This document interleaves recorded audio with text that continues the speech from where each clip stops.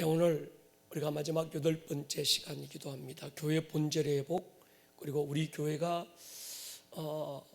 어떤 모습이 되기를 원하는가, 나눠왔던 것들에 대한 전반적인 종합을 한번 해보도록 하겠습니다. 사도행전 16장, 본문이 조금 깁니다. 16절로 34절, 우리 은혜로운 목소리와 함께 같이 읽으면 좋겠습니다. 여러분 가정에도 같이 한번 소리내서 읽어주십시오. 시작. 우리가 기도하는 곳에 가다가 점치는 귀신 들린 여종 하나를 만나니 점으로 그 주인들에게 큰 이익을 주는 자라. 그가 바울과 우리를 따라와 소리질러 이르되, 이 사람들은 지극히 높은 하나님의 종으로서 구원의 길을 너희에게 전하는 자라 하며, 이같이 여러 날을 하는지라. 바울이 심히 괴로워하여 돌이켜 그 귀신에게 이르되, 예수 그리스도의 이름으로 내가 내게 명하노니 그에게서 나오라 하니 귀신이 즉시 나오니라. 여종의 주인들은 자기 수익의 소망이 끊어진 것을 보고 바울과 실라를 붙잡아 장터로 관리들에게 끌어갔다가 상관들 앞에 데리고 가서 말하되, 이 사람들이 유대인인데 우리 성을 심히 요란하게 하여 로마 사람인 우리가 받지도 못하고 행하지도 못할 풍속을 전한다 하거늘, 무리가 일제히 일어나 고발하니 상관들이 옷을 찢어 벗기고 매로 치라 하여 많이 친 후에 옥에 가두고 간수에게 명하여 든든히 지키라 하니, 그가 이러한 명령을 받아 그들을 깊은 옥에 가두고 그 발을 착고에 든든히 채웠더니, 한밤중에 바울과 실라가 기도하고 하나님을 찬송하며 죄수들이 듣더라. 이에 갑자기 큰 지진이 나서 옥터가 문이 곧 다 열리며 모든 사람의 매인 것이 다 벗어진지라. 간수가 자다가 깨어 옥문들이 열린 것을 보고 죄수들이 도망한 줄 생각하고 칼을 빼어 자결하려 하거늘, 바울이 크게 소리질러 이르되, 내 몸을 상하지 말라, 우리가 다 여기 있노라 하니, 간수가 등불을 달라고 하며 뛰어 들어가 무서워 떨며 바울과 실라 앞에 엎드리고 그들을 데리고 나가 이르되, 선생들이여, 내가 어떻게 하여야 구원을 받으리까 하거늘, 이르되 주 예수를 믿으라, 그리하면 너와 내 집이 구원을 받으리라 하고 주의 말씀을 그 사람과 그 집에 있는 모든 사람에게 전하더라. 그 밤 그 시각에 간수가 그들을 데려다가 그 맞은 자리를 씻어주고 자기와 그 온 가족이 다 세례를 받은 후 그들을 데리고 자기 집에 올라가서 음식을 차려주고 그와 온 집안이 하나님을 믿음으로 크게 기뻐하니라. 아멘. 아멘. 가정에서 또 현장에서 예배하는 여러분들을 주님의 이름으로 축복합니다. 2020년 한 해 과거 어느 때보다도 치열하게 살아온 격동의 시간들이었습니다. 코로나19와 싸우다 보니 어느새 우리는 한 해의 끝자락에 서 있습니다. 앞으로 얼마를 더 싸워야 될지 장담할 수는 없지만 여러분 잘 이겨내셨습니다. 천하의 트럼프도 못 이겼던 코로나를 여러분이 이겨내셨습니다. 이것 하나만으로도 여러분은 박수 받아야 되고 칭찬받아야 됩니다. 제가 우리 가족들에게 그런 얘기를 했어요. 올해 우리가 제일 잘한 게 있다면 코로나에 안 걸린 것이다. 우리 가족 중 누구라도 코로나에 걸렸다면 온 교회가 문을 닫아야만 했었다. 교회만이 아니라 성도들의 사업장까지 폐쇄될 그런 위기를 만났을 텐데 코로나에 안 걸린 것만 해도 감사하다 인사를 했습니다. 살다 보면 견디는 것 외에는 할 수 있는 일이 아무것도 없는 그런 때가 있습니다. 그런 때는 남들보다 5분 더 견디는 자가 이깁니다. 근데 그냥은 못 견뎌요. 두 손 모아야 견딥니다. 무릎 꿇으면 참을 수 있습니다. 일체가 하나님의 은혜지요.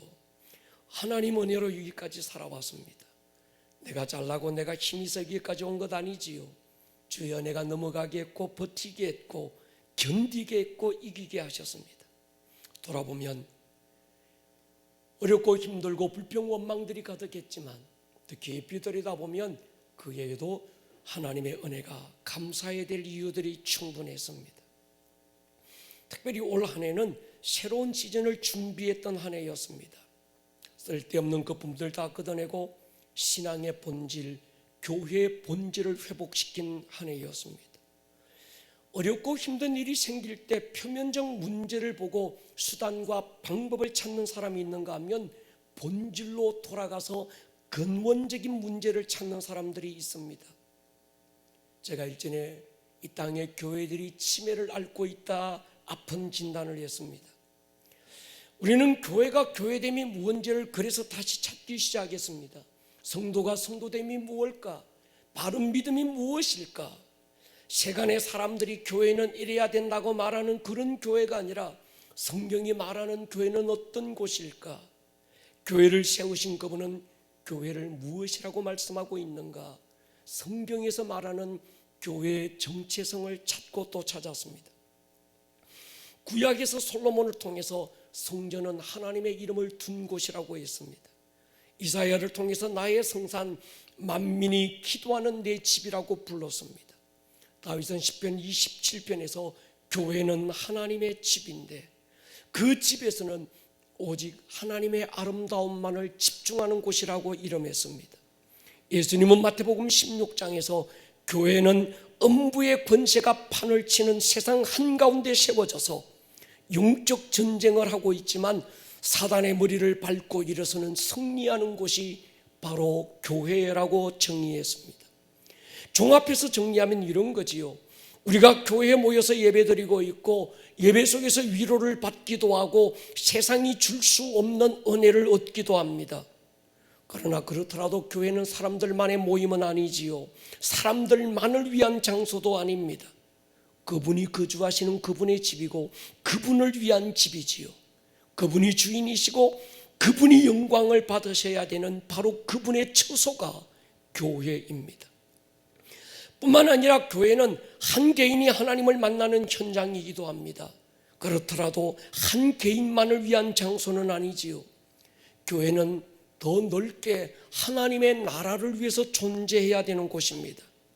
이 도시에 아무리 작은 교회가 세워졌어도 그 교회는 교회 자체를 유지하기 위해 세워진 건 아니지요.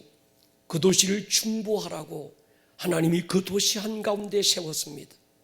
그 도시를 위협하고 있는 어둠의 세력과 영적 전쟁을 선포하고 빼앗긴 하나님의 영토를 되찾고 잃어진 하나님의 백성들을 되찾아오라 하나님이 세운 곳이 교회입니다. 그 시대를 향한 하나님의 부르심이 그 교회 안에 있고 또 그 민족을 향한 하나님의 부르심이 그 교회 안에 있기 때문에 부르심을 향하여 달려가는 교회, 생존을 뛰어넘어 현상 유지를 뛰어넘어 부르심과 사명과 부흥을 선포하는 곳, 그것이 교회라고 우리는 정의를 해왔습니다. 오늘날 이 땅의 교회가 약해진 이유가 여기 있는 거지요. 하나님 중심의 교회가 아니라 사람 중심의 교회가 되고 말았습니다. 교회는 한 개인이 복받고 구원받는 곳으로만 여긴 거지요. 틀린 말 아닐 겁니다. 교회를 통해 한 개인이 구원받기도 하고 복을 받기도 합니다. 그렇더라도 그것이 전부이면 안 되는 거지요. 교회는 더 큰 부르심이 있어서 그 시대, 그 나라, 그 도시에 세워졌는데 오늘날 이 땅의 교회들이 자기들만의 교회, 그래서 이 땅의 이 시대 가운데 자기들 교회의 문제가 아니면 관심조차 없고 외면하고 왔던 것도 사실입니다. 그러다 보니까 교회의 의미가 굉장히 축소되고 개인화되고 교회에게 주셨던 하나님의 능력과 하나님의 부르심을 이 땅의 교회들이 잊어버리고 왔던 것이지요. 한 가지만 말씀드립니다.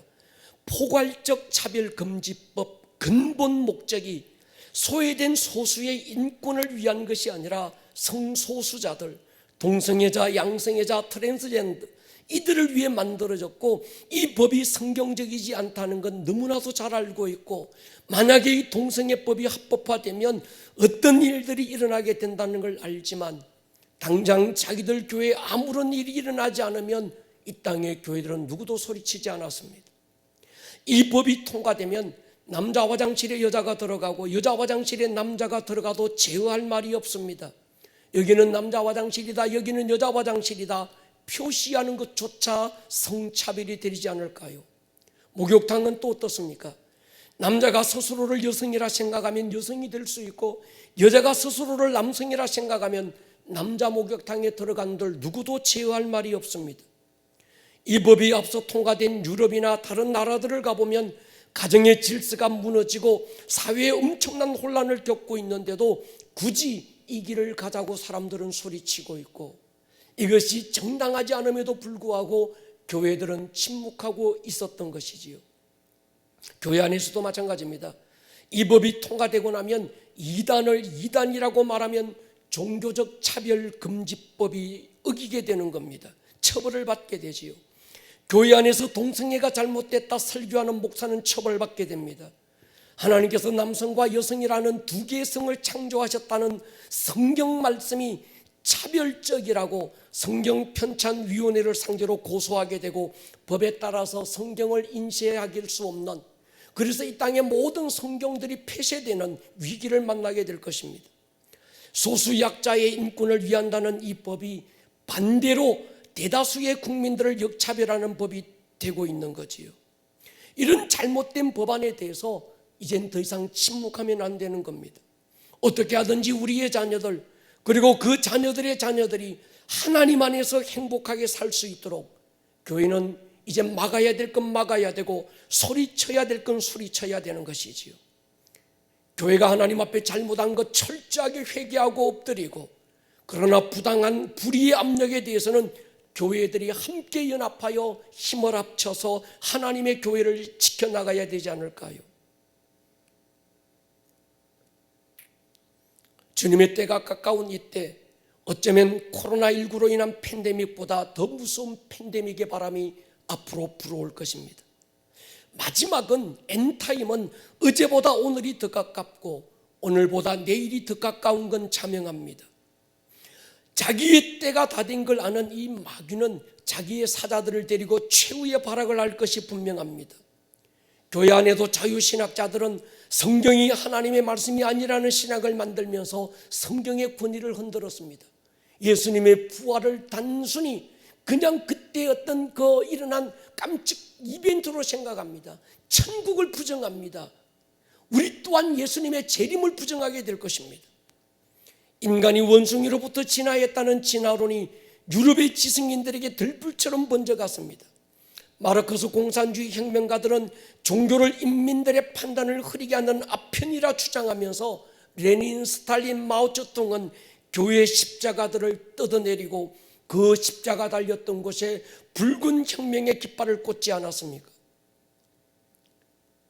교회가 이젠 시대를 보는 눈이 열려야 되고, 이 나라 이 민족을 향한 하나님의 부르심의 눈을 떠야 되고, 이 땅 모든 교회들을 통해서 이루실 하나님의 나라 관점에서 오늘 우리가 무엇을 해야 될 것인지를 다시 찾아야 될 때가 됐습니다.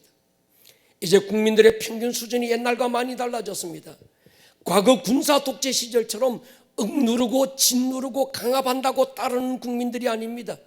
이상한 프레임 씌워서 의사, 간호사 편가르고 교회와 다른 종교 편갈라서 잘하는 놈 엉덩이 두들겨주고 못하는 아이 뺨치는 그런 수준 이하의 정치가 안 통하는 시대가 됐습니다.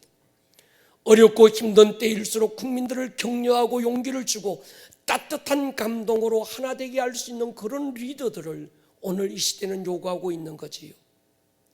그런 생각을 해봤습니다. 코로나는 주님의 손에 들려진 분노의 채찍과 같다는 생각이 들었습니다. 공생애를 이루시기 위해 나귀 새끼 타고 예루살렘 성에 들어오신 예수님, 곧바로 성전으로 들어갔습니다. 거기서 돈 바꾼 자들의 돈통을 쏟으시고 양과 비둘기 파는 자들의 상을 둘러보셔서요, 그리고 노끈으로 채찍을 만들어서 매매하는 자들을 내쫓으셨습니다. 그리고 선포하신 말씀이 있어요. 내 아버지 집으로 장사하는 집을 만들지 마라. 내 아버지 집은 만민이 기도하는 집이 될 것이다.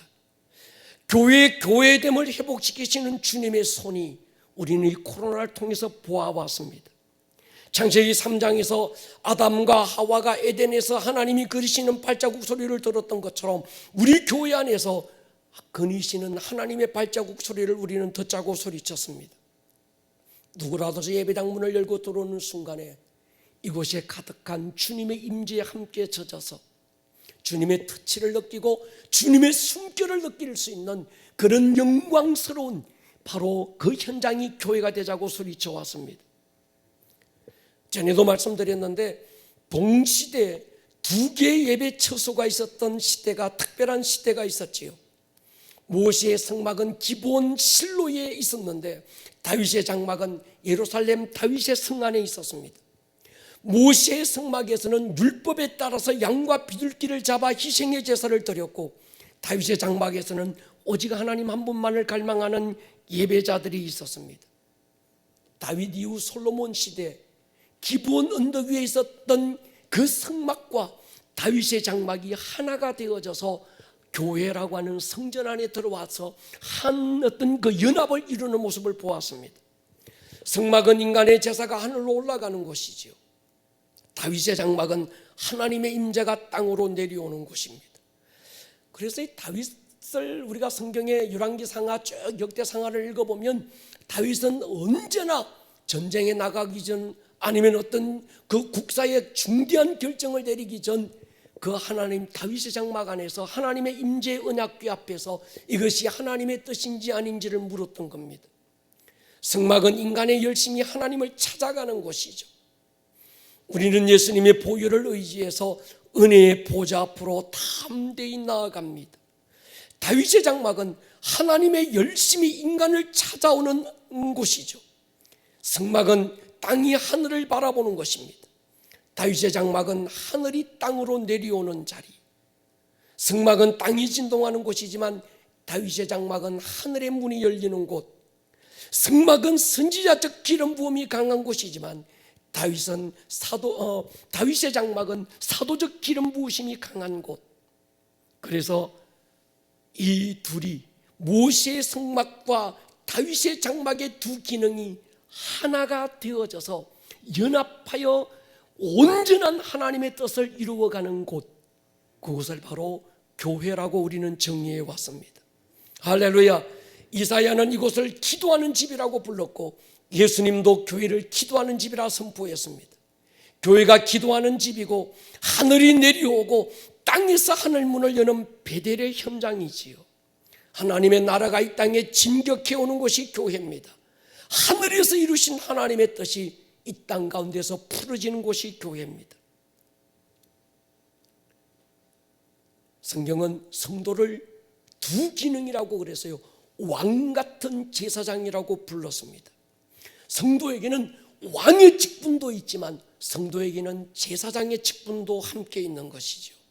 왕의 직분은 사도적 기능이 강합니다. 하나님의 나라가 이 땅에 진격해 오는 길을 여는 사람. 그래서 다윗은 왕이지만 다윗은 하나님의 싸움을 싸우는, 하나님의 승리를 선포하는 그런 장군이기도 했던 겁니다. 제사장의 직분은 이 땅에서 하늘의 문을 여는 직분이지요. 사도적 기름 부음을 받은 자들과 선지자적 기름 부음 받은 자들의 터 위에 세워진 곳, 그것이 교회라고 에베소서는 정의했던 겁니다. 에베소 2장 20절을 한번 보십시오. 같이 한번 읽겠습니다. 시작. 너희는 사도들과 선지자들의 터 위에 세우심을 입은 자라. 그리스도 예수께서 친히 모퉁이 돌이 되셨느니라. 교회는 사도적 기름 부음을 받은 자들과 선지자적 기름 부음을 받은 자들의 터 위에 세워지고, 그 세워진 거기에 모퉁이 돌은 바로 예수님이라는 거예요. 우리 교회에서 드려지는 예배에는 이 두 가지 기능이 있습니다. 선포적 기도와 함께 시작된 예배는 처음 20분간 찬양과 대표 기도와 헌금까지, 이건 바로 성막의 기능이죠. 우리 인간의 모든 열정이 하늘로 올라가는 기능입니다. 그 다음 설교와 축도는 하나님의 일방적인 선포의 시간, 선지자적 기능으로 하늘이 이 땅에 내려오는 그 시간이죠. 이순우 집사님의 색소폰 연주와 함께 강단의 휘장이 거쳐지면서 성소와 지성소가 하나가 되고 울려 퍼지는 파송의 노래는 하나님과 우리가 함께 세상을 향해서 승리하는 승리의 선포의 시간이 바로 그 시간으로 절정을 이루는 겁니다. 그 한 순간에 묶였던 어둠의 매듭이 풀어지고 치유가 일어나고 자유가 선포되고, 그렇기 때문에 예배는 종교적인 의식이 아니라 영적 사건으로서의 예배가 우리 교회에 있어져 왔던 겁니다. 우리는 지난주에 하나님의 언약궤가 다윗성으로 들어오기 전 잠시 오벳 에돔의 집으로 들어가는 걸 보았습니다. 교회라고 하는 건물이 중요하지만 교회를 건물이라고 단정할 이유는 없는 것 같습니다. 하나님의 영광의 임재가 머무는 곳, 그곳이 가정이라면 가정이 교회여야지요. 하나님의 나라가 임하는 삶의 일터가 교회여야 되지 않을까요? 여러분들이 학교에 있다면 그 학교가, 직장에 있다면 그 직장이, 사업을 하고 있다면 그 사업터가 바로 교회여야지요. 하나님의 이름으로 불려진 하나님의 자녀들이 거하는 모든 현장은 교회여야 합니다. 오벳 에돔의 집에 언약궤가 가족의 일원으로 있었던 것처럼 하나님의 임재가 우리 삶의 모든 처소에서 가족처럼 함께 경험해야 될 성도의 특권에 대해서 우리가 말씀을 나누었습니다. 업무의 권세가 판을 치는 현장이 이 세상이라면 성도가 머무는 모든 곳에서 업무의 권세를 결박하고 하나님의 영광을 선포하는, 승리하는 그리스도인들의 모습이 바로 교회여야지요. 우리는 모여서 드리는 예배도 성공해야 되지만 흩어져서 목장의 가족들이 모여서 받은 은혜 나누는 목장 모임도 소중합니다. 가족들이 둘러앉아 유튜브로 예배하고 말씀을 하가다하고 묵상하는 하브루타의 현장 또한 교회여야 합니다. 우리 예수님이 그렇게 정했습니다. 두세 사람이 내 이름으로 모인 곳에 나도 그들 중에 있다. 두세 사람이 어디에 모였던 모인 그곳이 교회고 기도의 집이라는 거죠. 우리는 지난 3년간 성경 통독 운동을 일으켜왔습니다. 적어도 1년에 3독은 기본으로 읽고 읽은 말씀을 묵상하자고 했습니다. 그래서 어린아이부터 장년 새가족에 이르기까지 정해진 표에 따라서 1년에 3독 꾸준하게 왔고 이제 9독을 거의 마칠 때가 됐습니다. 우리는 내년에 다시 10독 도전할 것입니다. 우리의 믿음이 신념이 아니고, 우리의 믿음이 미신이 아니고, 우리의 신앙이 신앙인 이유는 하나님의 약속에 있는 거지요. 우리는 자기의 신념을 믿는 자들이 아닙니다. 무조건 믿습니다 맹신하는 자들도 아니지요. 그저 지극정성을 믿음으로 착각하는 샤머니즘적 믿음도 아닙니다. 우리는 하나님의 약속을 믿는 사람들, 그렇기 때문에 약속을 떠난 신앙은 신앙이 아니지요. 우리의 믿음이 하나님의 약속을 믿는 것이라면 적어도 하나님의 약속의 내용이 무엇인지는 알고 믿어야 되지 않을까요? 하나님의 약속이 성경이라면 성경을 읽지 않고 어떻게 믿을 수 있을까요? 그런데 많은 사람들이 성경을 읽지 않습니다. 성경을 모릅니다. 신앙생활 30년을 했다는 분들도 성경을 처음부터 끝까지 제대로 읽어내지 못한 사람들도 많이 있습니다. 믿는다고 하는데 도대체 뭘 믿는지 모르겠지만 스스로 믿는다고 위로하는 거지요. 사람들이 제게 물어요. 목사님 도대체 몇 도까지 해야 됩니까? 제가 대답합니다. 자기 나이만큼은 읽어내자. 먹어도 영양가 별로 없는 나이만 먹는다면 산다는 게 얼마나 폭폭할까요? 먹은 나이만큼 하나님의 말씀을 읽어내면 살아온 세월만큼의 무게가, 은혜도 있지 않을까요? 우리 모두는 내년에 다시 10독에 도전할 것입니다. 우리 가운데는 늦게 시작하신 분들도 계시고 또 중간에 타이밍을 놓친 분들도 계실 겁니다. 다시 시작하면 됩니다.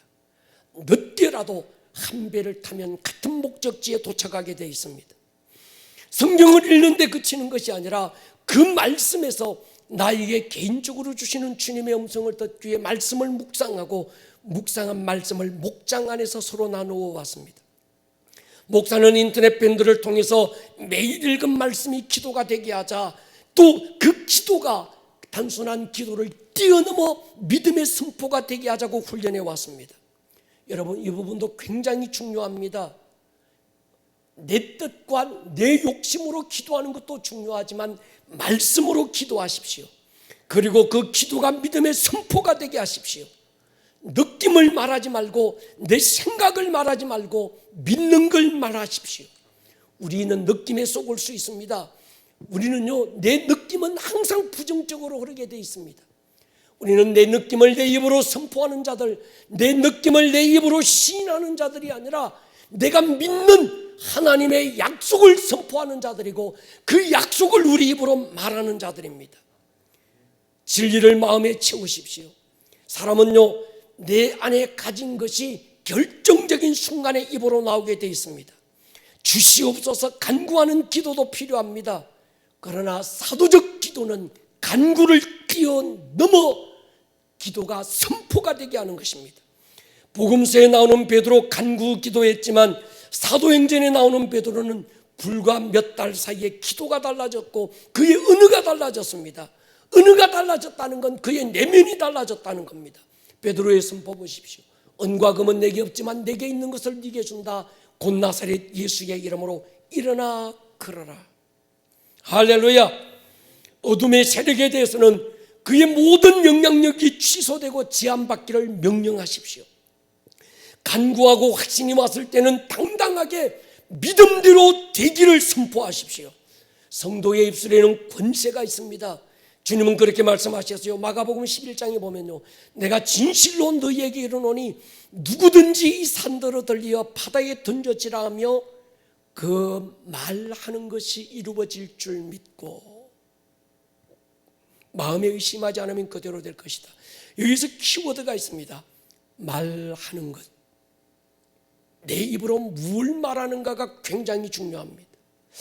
인간의 언어의 말은 씨가 된다고 그러지만 그렇게 큰 힘이 없습니다. 그러나 하나님의 말씀은 영이고 생명이고 창조적인 능력이 있습니다. 만물은 그분의 말씀으로 창조되어졌기 때문에 그분의 말씀에 복종할 의무를 가지고 있습니다. 그러므로 우리가 내 느낌을 말하는 것이 아니라 하나님의 말씀으로 말하고 선포할 때 만물이 복종하는 걸 보게 될 줄로 믿습니다. 여러분, 말씀으로 말하십시오. 믿음으로 말하십시오. 사람은 자기 입술에 열매를 먹는 자들입니다. 성경에서 교회를 말할 때 두 가지를 말합니다. 성전을 말하고 성산을 말합니다. 차이를 이해하는 것도 중요합니다. 성전은 우리가 모여 함께 예배하고 찬양하고 믿음으로 선포하는 곳이고 하나님의 나라가 우리 가운데 임하는 곳입니다. 성산이 있습니다. 성산은 하나님의 백성들이 사는 삶의 현장을 말합니다. 성산은 하늘에서 이루신 하나님의 뜻이 풀어지는 것이죠. 성전은 말씀을 받고 은혜 받고 능력 받는 곳이라면 성산은 받은 은혜와 능력으로 살아내는 곳, 받은 은혜가 내 삶에 흘러가는 곳, 내 삶에 풀어지는 자리가 성산이지요. 일전에 얼마 전에 세 가족 한 분을 신방했습니다. 목장의 가족들이 둘러앉아 그 집을 축복하고 신방을 마쳤을 때 그 집 주인이 세 가족인데 저희 교회 오신 지 한 1년이 채 안 된 것 같아요. 이분이 저를 데리고 자기 집에 제일 아주 보석 같은 한 곳이 있다고 보여주겠다는 거예요. 따라가 보니까 채 한 평도 안 되는 작은 공간인데 그 벽에 십자가가 걸려 있고 그 옆에 바울의 기도문이 붙어 있었습니다. 그리고 그 앞에 작은 방석 하나가 놓여져 있는데 자기는 새벽 이른 아침에 일어나면 그 방석에 앉는다는 거예요. 그리고 바울의 기도를 나의 기도로 선포하고 그 자리에 앉는 것이 그렇게 행복하다는 겁니다. 여러분, 그렇다면 그 집이 성산 아닐까요? 사업하신 어느 권사님의 사무실을 방문했습니다. 한 귀퉁이에 워룸이라고 하는 기도실을 보여주었습니다. 중요한 결정을 내려야 될 때 그 안에서 하나님을 마주 앉는다고 그랬습니다. 그렇다면 그 일터가 성산이 아닐까요? 시편 3편 4절을 우리가 소리내서 한번 읽었으면 좋겠습니다. 시작. 내가 나의 목소리로 여호와께 부르짖으니 그의 성산에서 응답하시는도다. 내 목소리로 하나님께 부르짖고 기도하는 곳 성전이지만 하나님이 내 기도를 들으시고 응답하는 곳, 하나님의 응답이 풀어지는 곳은 성산인데 우리의 삶의 일터이지요. 이때 두 영역의 풀어짐이 있습니다. 레위 지파의 기름 부음과 유다 지파의 기름 부음이 성전과 성산 안에 풀어지는 겁니다. 예레미야 33장 17절 18절에 보면요, 두 어떤 기능, 두 지파에 대해서는 영원히 끊어지지 않을 것을 예레미야가 예언합니다. 여호와께서 이같이 말씀하니라. 이스라엘 집에 왕위에 앉을 사람이 다윗에게 영원히 끊어지지 않을 것이고 하나님 앞에서 번제 소제 드리고 다른 제사를 항상 드릴 레위 사람 제사장들도 끊어지지 않을 것이다. 이스라엘에 12지파가 있었는데 2지파는 영원히 끊어지지 않고 그 2지파는 이어질 거라고 지금 얘기하고 계시는 거예요. 제사를 맡은 레위 지파, 다윗의 후손으로 왕의 반열인 유다 지파, 왕 같은 제사장을 말하는 거죠. 레위 지파는 하나님의 처소를 지키고 언약궤를 운반하고 제사를 집례하기 위해서 특별히 구별된 사람들입니다. 오늘날 목회자들, 예배와 중보를 위해서 헌신된 사람들, 이들은 레위 지파에 속한 자들입니다. 다윗은 유다 지파에 속한 자죠. 이들도 예배자지만 예배를 섬기는 자들이 아니라 예배를 드리는 자들. 레위 지파는 예배를 섬기는 자고 유다 지파는 예배를 드리는 자지요. 이들은 성전에서 예배를 드리고 사모하는 자들입니다. 그들이 바로 예배를 섬기는 자들입니다. 또 세상으로 보내심을 받아 다스리고 지배하고 정복할 수 있는 특별한 권리를 받은 사람이 다윗의 후손 유다 지파. 그래서 하나님은 이들에게 재물을 소유할 권리를 주시고 이들이 닦는 곳곳마다 하나님이 그들의 배경이 되어 주셔서 하나님의 성리를 선포하게 하는 것이죠. 하나님의 성산에서 하나님의 나라를 세워가는 왕권을 받은 자들. 저는 우리 교회 안에 이 두 개의 기능이 이제 일어날 줄로 믿습니다. 하나님의 은혜가 풀어질 줄로 믿습니다. 우리의 다음 세대들이 특별히 구별된 예배자로 하나님 앞에 서고 예배를 섬기는 자들이 되고 또 우리의 성도들이 삶의 일터에서 성도들의 모든 성산의 삶의 현장에서 왕의 권위를 가지고 하나님의 나라를 이루어가는 할렐루야, 그런 하나님의 영광을 우리가 보게 될 줄로 믿습니다. 그러나 여러분 기억하셔야 됩니다. 유다 지파의 기름 부음을 받은 자들, 재물을 다스릴 수 있는 특별한 은사를 가진 자들, 저들이 가는 곳에는 하나님의 섭리가 일어나고 하나님의 영광이 나타나고 하늘에서 이루신 하나님의 뜻이 풀어지게 될 텐데 그들에게 재물을 소유할 권을 주시는 이유가 있습니다. 잘 먹고 잘 살라 주신 것 아니지요. 레위인들을 이들이 도와서 기도와 예배를 일으키게 만들고 성전을 성전되게 할 수 있기 위해서 하나님이 유다인들에게 하나님의 나라를 이루어가게 하신 것이죠. 그래서 성막과 성전과 성산이 하나 되는 곳, 그게 온전한 교회 모습. 예수님께서 음부의 권세가 이길 수 없는 바로 내 교회라고 하는 교회는 바로 그런 교회여야 되는 거지요.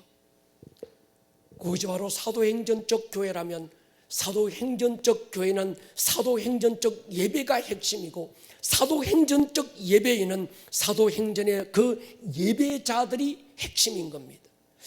사도행전에 나오는 예배자들을 소개하고 싶습니다. 어느 날 성령님께서 아시아로 가기 위해서 모든 것들을 준비하고 있는 바울의 일행의 발걸음을 돌립니다. 그리고 그들을 유럽으로 보내지요. 인천이 대한민국의 관문 도시였던 것처럼 당시 빌립보는 유럽의 관문 도시였습니다. 거기서 루디아라는 여인을 만나면서 유럽의 첫 교회가 세워졌습니다. 빌립보에서 복음이 왕성하게 전해지고 있던 그 점에 하루는 일이 생겼습니다. 그 도시에 귀신이 들려서 점치는 한 여인이 있었는데 바울 일행을 쫓아다니며 귀찮게 하는 거예요. 그래서 바울이 나사렛 예수의 이름으로 귀신을 쫓아버렸습니다. 그런데 그 여인을 이용해서 돈벌이하던 포주가 자기 이익이 끊어진 걸 알고 바울과 실라에게 말도 안 되는 프레임을 뒤집어 씌워서 고소를 했습니다. 바울과 이 실라가 이상한 풍습을 전하고 이 도시를 소란하게 만든다는 거예요. 여러분, 바울이 언제 그 도시를 소란하게 만들었고 바울이 언제 들어가서 그 도시를 요란하게 만들었습니까? 아니거든요. 근데 그 세상의 법은, 세상 사람들은 이것이 정당하냐 아니냐 보다는 씌웠던 프레임 하나만 바라보고 바울과 실라를 많이 두들겨 패서 감옥에 던졌습니다. 그냥 성경은 많이 쳤다라고 나오는데 친 건 그냥 친 게 아니라 여러분 생각해 보면 압니다. 혹시 여러분 예수님의 순환이라는 영화에서 로마 군병들이 예수님을 채찍으로 칠 때 예수님의 온몸이 찢기고 상했던 것처럼 바울과 실라도 그렇게 쳤다는 거예요. 채찍질했다는 겁니다. 겨우 정신을 차리고 깨어보니까 온몸은 찢겨서 피투성이고 발은 착고에 채워진 채 꼼짝할 수 없는 지경에 이르렀습니다. 그런 상황에서 바울과 실라가 했던 일이 있습니다. 찬양과 기도였습니다. 예배와 기도였던 거죠. 하프 앤 보울이었습니다. 사도행전 16장 25절을 보십시오. 같이 한번 읽겠습니다. 시작. 띄워주세요. 방송실. 제가 읽겠습니다. 한밤중에 바울과 실라가 기도하고 하나님을 찬송하며 죄수들이 듣더라. 한밤중 깊은 밤에 바울과 신라가 한 일이 두 가지입니다. 기도하고 예배한 거예요. 제가 작년에 그리스를 방문하면서 빌립보에 들러서 바울과 신라가 갇혔던 감옥이라고 하는 그곳을 갔었습니다. 그곳에서 잠시 묵상하고 기도하는 가운데 성령님의 그 큰 임재가 저를 덮기 시작했습니다. 저도 모르게 제 입에서 찬송 하나가 터져 나와서요, 내 영혼의 그 깊은 데서 맑은 가락이 울려나네. 하늘 곡조가 언제나 흘러나와 내 영혼을 고이 싸네. 평화로다. 거기서 제가 느꼈어요. 바울과 실라가 여기서 신시한탄한 게 아니구나. 바울과 실라가 이런 상황에서 하나님을 대해서 원망하고 불평한 게 아니구나. 여기도 내가 모르는 숨겨진 하나님의 뜻이 있으리라. 그들이 하늘의 영광을 바라보고 하나님의 나라가 임하는 걸 바라보고 하늘 문이 열리는 것들을 바라보고 하나님을 찬양했다는 걸 저는 깨달았습니다. 우리는 바울처럼 차가운 지하 감옥이 아니라 따뜻한 남방에 언제나 수도꼭지 털면 따뜻한 물이 나오고 피투성이 된 몸이 아니라 고급 바디 크림 바르면서 착고에 채워진 발이 아니라 브랜드 있는 부츠를 신으면서 이 한겨울을 지나는데도 왜 그렇게 불만이 많은지 말이지, 왜 그렇게 원망이 많은지 말이지.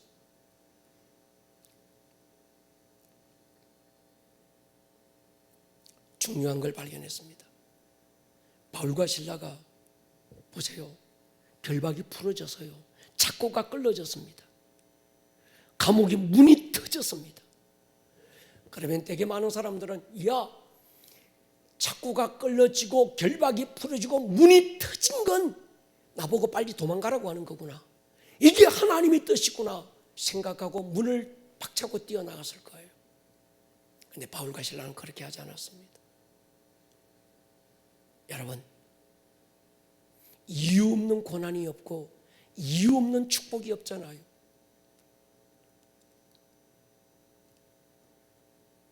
오늘 내가 당하는 이 고난도, 오늘 내가 어쩌다가 마주한 이 축복에도 틀림없이 하나님의 뜻이 있으리라. 그래서 바울은 문을 박차고 뛰어나간 것이 아니라 그 자리에 엎드려서 하나님의 뜻이 무엇인지를 다시 찾아갔던 거예요. 여러분, 이 자세가 굉장히 중요합니다. 살다 보면 이유 없는 고난을 당할 때도 있습니다. 살다 보면 생각지 않은 주님의 그 큰 은혜와 복을 우리가 받을 수도 있습니다. 그때 다시 물으셔야 돼요. 하나님의 뜻이 무엇입니까? 이 고난 가운데 내게 뭘 말씀하시겠습니까? 생각지 않게 주어진 이 축복, 하나님 내게 무엇을 이루라고 주신 것일 겁니까? 하나님의 뜻을 물어야지요. 간수가 무릎을 꿇어서요, 그리고 묻습니다. 우리가 어떻게 해야 구원을 얻으리까? 바울과 실라가 그 문제에 대한 답을 줍니다. 주 예수를 믿으라. 할렐루야. 사람들은 물어요. 목사님, 예수만 믿으면 됩니까? 저는 소리칩니다. 맞다. 믿으면 됩니다.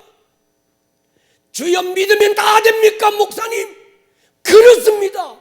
믿으면 다 됩니다. 그러나 믿는 것처럼 믿어야 됩니다. 흉내만 내서는 안 됩니다. 예수가 모든 인생의 답입니까? 맞습니다. 예수가 모든 인생의 답입니다. 예수가 모든 닫힌 문을 여는 열쇠입니다. 하프앤볼, 예배와 기도가, 찬양과 기도가, 말씀과 기도가 모든 닫힌 문을 열고 결박을 끄는 열쇠인 줄로 믿습니다. 이것이 이 목사의 신념이면 아무 의미가 없습니다.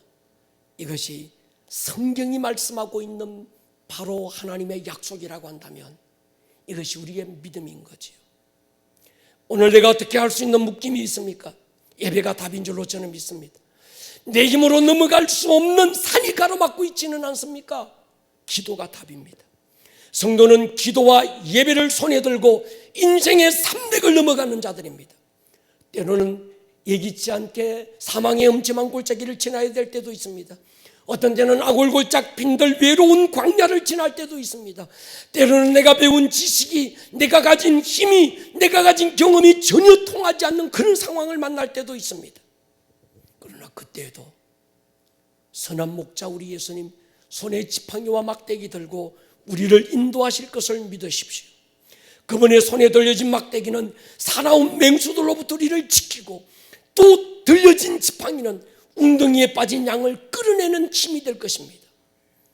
2021년 우리가 어떻게 살아야 될까요? 하나님이 우리에게 주신 정답이 있습니다. 교회가 교회됨을 회복하고, 예배가 예배됨이 무언지를 회복하고, 우리의 신앙이 무언지를 회복하는 바로 그것입니다. 오늘 우리는 12월 이 마지막 주 우리의 손을 돌아봐야 돼요. 내 손에 무엇이 들려 있는가? 하프 앤 볼, 예배와 기도가 들려 있어야 하는 거죠. 지금은 코로나 이 시즌에 묶이고 갇히고 다친 것처럼 느껴질 수 있습니다. 그러나 그러더라도 우리의 영혼을 가두거나 우리의 마음을 닫거나 우리의 모든 하나님을 향한 우리의 갈망을 제어할 수 있는 힘은 아무것도 없습니다. 바울과 실라가 몸은 착고에 차일 수 있고, 몸은 갇힐 수 있고, 몸은 결박에 아주 결박될 수 있지만, 그러나 그들의 영혼은 평화로다. 하늘 위에서 내려오네. 찬양과 기도로 그 모든 것들을 돌파했었어요. 우리 교회 이제 2021년 한 해는 한 손에는 예배를 들고 한 손에는 기도를 들고, 우리가 다시 한 번 더 교회됨의 그 능력을 회복하고, 성도됨의 그 능력을 회복하고, 성산과 성전이 하나가 되고, 제사장과 어떤 왕의 기능이 하나가 되고, 사도적 기름 부음을 받은 자들과 선지자적 기름 부음 받은 자들이 하나가 되어져서 하나님의 거룩한 영광을 우리 교회가 드러나게 될 줄로 믿습니다. 머리를 한번 숙여 보십시다.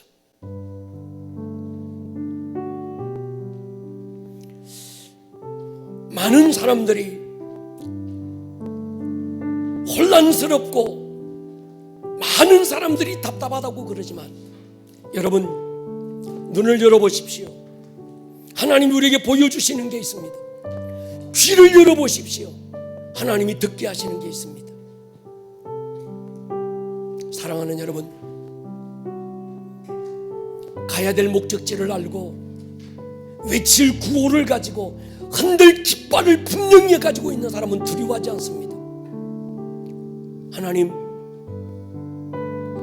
2020년 한 해의 문을 닫고 우리는 새로운 한 해의 문을 열 것인데, 기대와 설레임으로 문을 열게 하여 주시고 선명한 하나님의 부르심을 향해서 우리 나아가게 하여 주옵소서. 교회 안에서 하프앤볼이 기도와 찬양이 불이 꺼지지 않게 해주시고, 성도들의 삶의 일터인 성산 안에서 하나님의 나라가, 하나님의 뜻이 풀어지는 그 은혜를 우리로 누리게 하여 주옵소서. 우리 선포할까요? 내 영혼의 그 어깨 깊은데서, 내 영혼의 그 어깨 깊은 데서 맑은 가락이 울려나네.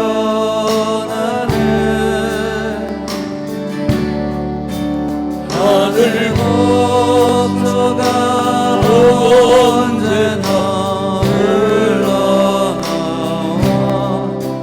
내 영혼을 너의 삶. 2절로 고백합니다. 내 마음속에 솟아난, 내 마음속에 솟아난 이 평안을 깊이 묻힌 노래로다.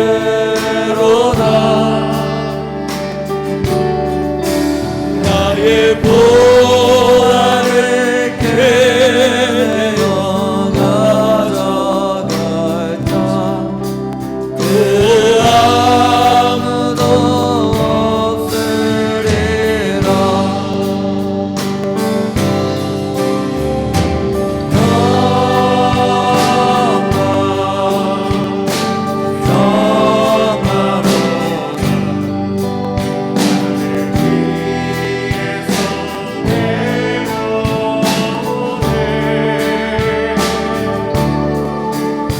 그 사랑의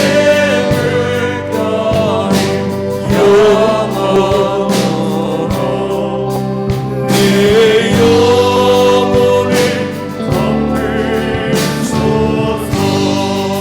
내 영혼의 평화가 넘쳐나면 내 영혼의 평화가 예수의 이름으로 하늘의 평화가 내려올지어다. 하늘의 평화가 넘칠지어다. 우리의 교회 안에 성도들의 성산의 현장에 하늘의 평화가 넘칠지어다.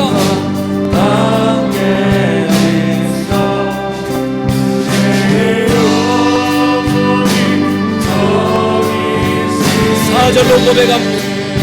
이 땅 위에 험한 길 가는 동안 땅 위에 험한 길 가는 동안 참된 평화가 너희나 우리 모두 다 예수를 친구 삼아 우리 모두 다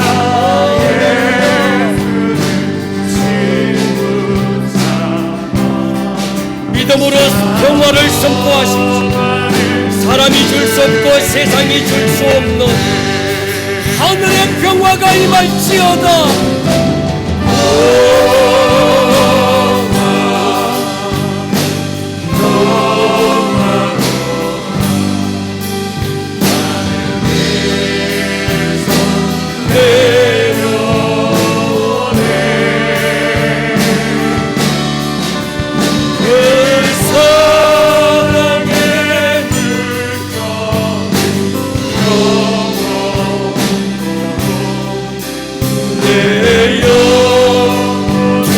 번쩍 한번 선포합니다.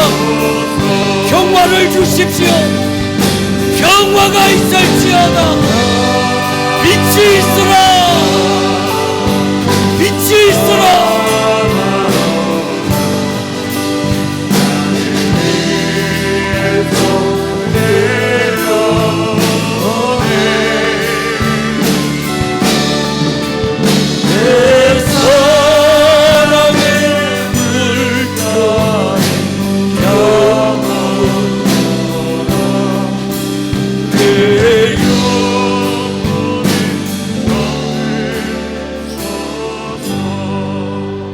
살아계신 주님, 눈을 열고 우리의 현실을 바라보면 답답하고 갇힌 듯 묶인 듯 착고에 채인 듯 암울하고 캄캄합니다. 그러나 바울과 실라 눈을 열고 하늘을 바라보니 열린 하늘 문틈으로 하나님의 은혜가 임하고 하나님의 나라가 임하고 하나님의 뜻이 부러지는 것을 바라보고 평화로다 찬양과 기도로 일어섰습니다. 주의 교회가 사랑하는 성도들이 두 손 높이 들고 우리가 하나님의 나라를 선포하고 부러질 하나님의 뜻을 선포할 때 주님, 저들을 통해서 어떻게 일하시는지 우리로 보게 하여 주옵소서. 예수의 이름으로 모든 결박은 풀어지고 모든 착고는 끊어지고 가두고 있는 모든 옥문은 예수의 이름으로 터널지어다. 나사렛 예수의 이름으로 자유가, 해방이, 하늘의 평강이 교회와 성도들의 가정에 임할지어다. 우리 주님 역사하여 주옵소서. 예수님 거룩하신 이름으로 기도 올립니다. 아멘.